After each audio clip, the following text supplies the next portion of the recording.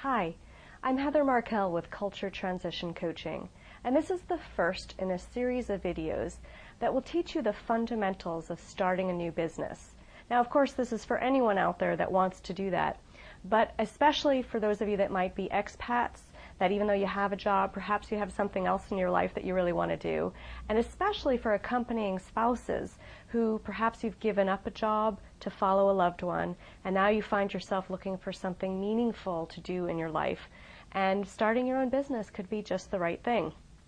Of course, before you do this, check in with your local government. Of course, if you've moved overseas, this is even more important. If you're not a citizen, you don't have a passport, etc. Check in just with the local government regulations about what you can and can't do when it comes to work and starting your own business. There is, of course, online business. There's storefront business. Just take a look. A good place to start is with your local embassy. Ask some questions. If they can't answer them, they can surely point you to some additional resources. So once you've got that straightened out and you're ready to get started, let's start with lesson 1, which is about looking at the idea, the concept of what you're going to do in your business. And I hope that you have a sheet of paper and a pen or a pencil because I'm going to be asking you to sort of look at some different things after our lesson today. So, step 1.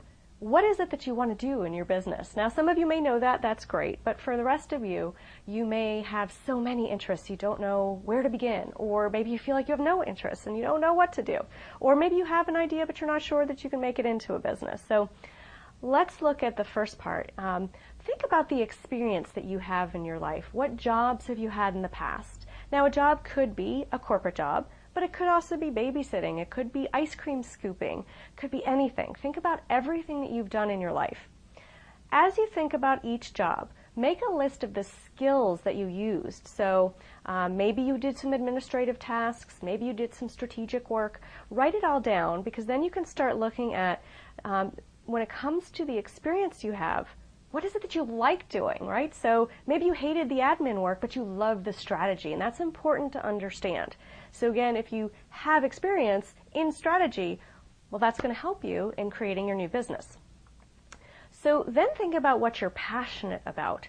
That could be something that you've already done as a job, or it could be a hobby or an interest. It could be traveling, it could be painting, jewelry, it could be anything. So think about that in context with your experience.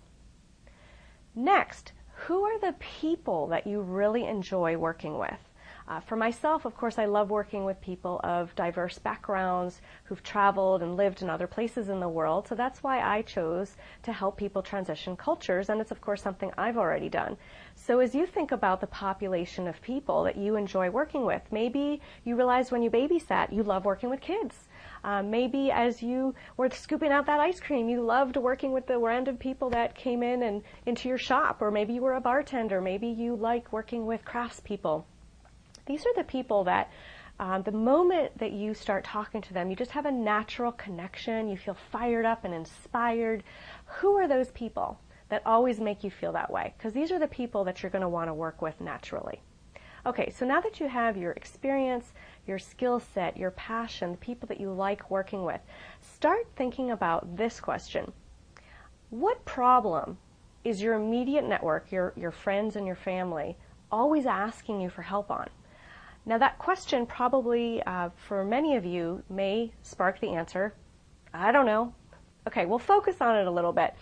You may start realizing, for example, I noticed that a lot of my friends come to me and ask for help on business problems and marketing problems.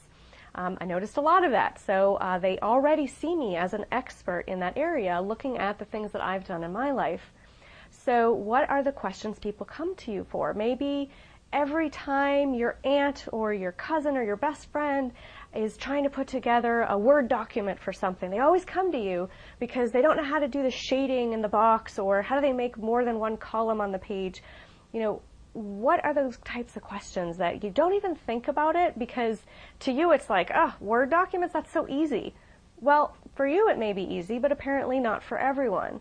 So think about those questions, and then you can start working with those people that are always asking you for help to understand from their perspective why it is that they come to you, What are the problems that they have that they feel that you are the one to solve? Because that's going to be important in constructing your business.